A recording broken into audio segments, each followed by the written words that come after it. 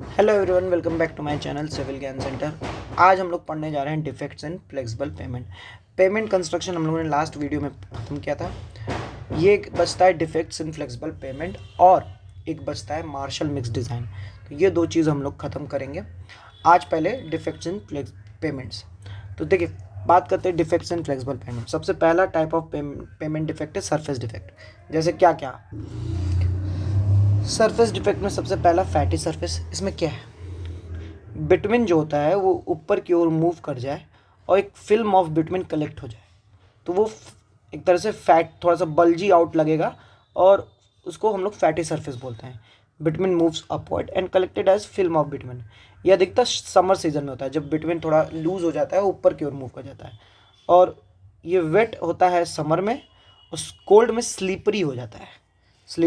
और क्यों होता है, इसका कारण है कि आप एक्सेसिव बाइंडर डाल दें, एक्सेसिव बिटमिन या एक्सेसिव बाइंडर इन प्रीमिक्स डाल दें, लॉस ऑफ कवर एग्रीगेट हो जाए। ठीक है, तो ये सब कारण इसके हैं फैटी सरफेस के।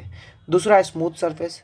स्मूथ सरफेस क्या, हमारा स्किड रेजिस्टेंस कम हो जाए, बहुत स्लिपरी हो जाए इन वेट सीजन्स, तो ये भी एक्सेसिव बाइंडर की वजह से या पॉलिशिंग ऑफ एग्रीगेट ज़्यादा हो जाए तो उसकी वजह से। फिर आते हैं स्ट्रीकिंग। स्ट्रीकिंग क्या है, alternate lean and heavy lining of bitumen. ऐसे ऐसे लाइन बन जाए बिटमिन की, तो उसको स्ट्रीकिंग बोलते हैं। ये क्या है, क्यों होता है, careless operation of bitumen distribution and sometimes mechanical fault. Mechanical fault की वजह से या careless operation of bitumen distribution. फिर बात करते हैं हंग्री सरफेस। हंग्री नाम से ही सब देखिए लग जा रहा है कि भूखा है ये। तो fine crack and loss of aggregate हो जा रहा है सरफेस से। क्यों, क्योंकि हमें बिटमिन बहुत कम डाले हैं, लेस बिटमिन इन सरफेसिंग, तो fine crack and loss of aggregate हो जा रहा है। फिर दूसरा टाइप क्या है डिफेक्ट का, क्रैक्स। सबसे पहला है hair line crack. Short fine crack at short intervals. Short और फाइन क्रैक बने छोटे छोटे इंटरवल्स पे, that is hair line crack. क्यों, इनसफिशिएंट बिटवीन हो या इम्प्रॉपर कॉम्पैक्शन हो उसकी वजह से। एलिगेटर क्रैक्स क्या है, यही शॉर्ट फाइन क्रैक बन बन के मगरमच्छ की चमड़ी की तरह एक दूसरे से जुड़ जाए, ऐसे शेप देते हैं। इसको एलिगेटर क्रैक कहते हैं या मैप क्रैकिंग बोलते हैं। Inter connected cracking forming a series of blocks. ठीक है, क्यों होता है, फैटिक की वजह से होता है, causing from repeated stress application, excessive deflection of surface over unstable subgrade. मतलब सबग्रेड आपका अनस्टेबल है तो एक्सेसिव डिफ्लेक्शन हो गया। ओवरलोडिंग, ब्रिटलनेस ऑफ बाइंडर या due to relative movement of pavement layer, इन सब कारणों से एलिगेटर क्रैक होता है। लॉन्गिट्यूडनल क्रैक की बात करें तो cracks in line between two lens के बीच में ऐसे क्रैक डेवलप कर जाए तो वो लॉन्गिट्यूडनल क्रैक है। तो ये अल्टरनेट वेटिंग एंड ड्राइंग की वजह से हो रहा है, या weak joint between lanes. Edge cracking, किनारे हो जाए, cracks parallel to the outer edge. जैसे ये हमारा रोड है, उसके यहाँ पे अब कर्व, तो यहीं पे क्रैक डेवलप कर जाए, तो ये cracks parallel to the outer edge 0.3 to 0.5 mm inside from the edge. ठीक है, कॉज क्या है, lateral lack of lateral support and settlement की वजह से हो या लेटरल सपोर्ट हमने कम दिया है। फिर बात करते हैं श्रिंकेज और ट्रांसवर्स क्रैक।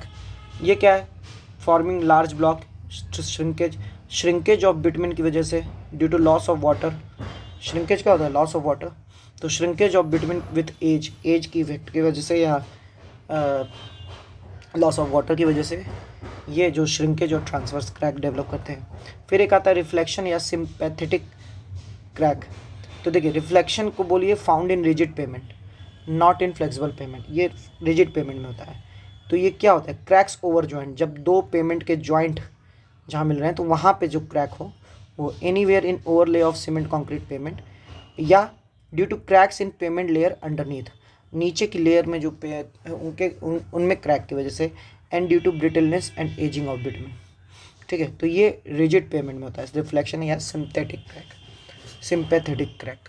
ठीक है, फिर आता है डिफॉर्मेशन की बात करें तो डिफॉर्मेशन में देखिए, slippage, relative movement between surface layer, ये लैक ऑफ बॉन्ड की वजह से होता है, या इनएडिक्वेट प्राइम कोट या टैग कोट, वही तो बॉन्ड करा रहे हैं, तो इनएडिक्वेट प्राइम कोट या टैग कोट की वजह से। रटिंग मतलब गड्ढा, ठीक है, ऐसा गड्ढा। तो लॉन्गिट्यूडनल डिप्रेशन, ये इम्प्रॉपर कॉम्पैक्शन, हैवी ट्रैफिक या वीक पेमेंट। कोरोगेशन क्या है, regular undulation across bitumen surface, जैसे ऐसे ऐसे ऐसे हो जाए, इसको कोरोगेशन बोलते हैं। ठीक है, across bitumen surface. Lack of stability in the mix हो। शोविंग क्या है, localised bulging of pavement surface, जैसे ऐसे हो जाए, लोकलाइज्ड बल्जिंग हो जाए of pavement surface, lack of stability की वजह से ये भी होता है। Shallow depression where surface water will normally collect, shallow depression जहाँ पे पानी इकट्ठा हो जा रहा है। सेटलमेंट और लोअर लेयर हो जाए पेमेंट का, तब होता है। सेटलमेंट और upheaval, large deformation, extremely uncomfortable, ये क्यों होता है, inadequate compaction in the fill हो जाए या excessive moisture in the subgrade हो जाए तो होता है। फिर बात आती है डिसइंटीग्रेशन की। डिसइंटीग्रेशन में सबसे पहला है stripping, separation of bitumen adhering to the surface of aggregate, aggregate और बिटवीन के बीच में सेपरेशन हो जाए, क्यों, due to poor bitumen adhesion या मॉइस्चर इनएडिक्वेट मिक्स या ageing of bitumen. Ravelling of fretting, ये क्या है, progressive disintegration of surface due to failure of binder to hold material together, मतलब धीमे धीमे प्रोग्रेसिव डिसइंटीग्रेशन हो रहा है सरफेस का due to failure of binder to hold material together. क्या क्या कॉज है इसके, inadequate compaction, insufficient binder and construction due to during cold weather. तो देखिए रेवलिंग जो होता है वो सीवियर केस होता है, जैसे सीवियर हो जाए, सीवियर फेलियर हो जाए तो रेवलिंग, और माइनर फेलियर हो तो उसको फ्रेटिंग बोलते हैं। Pot holes, bowl shaped holes extending into base course, वो पॉट होल कहलाते हैं। Water is into pavement through surface course, ठीक है। एज ब्रेकिंग या fret surface, edge of bitumen surface got broken, may peel off in large chunks of at as.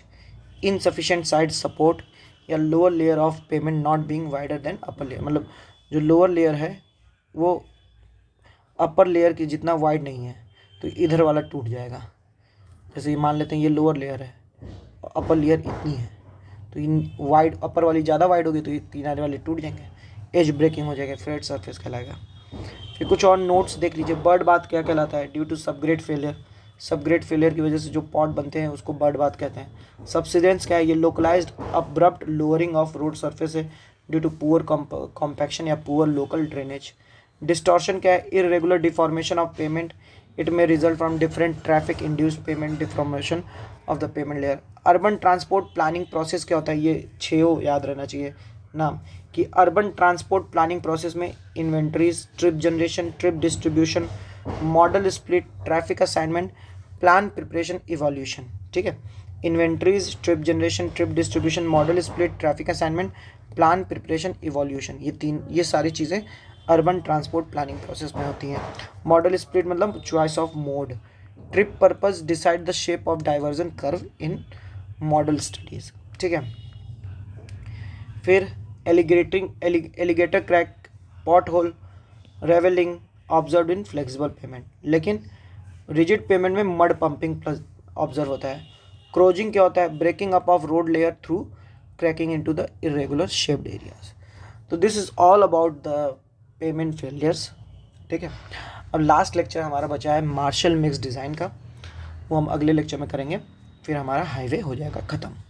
तो मिलते हैं आपसे अगले लेक्चर में। तब तक अगर आपको वीडियो हमारी पसंद आई हो तो लाइक करिए, अपने दोस्तों के साथ शेयर करिए और हमारे चैनल से जुड़िए। चलिए, धन्यवाद।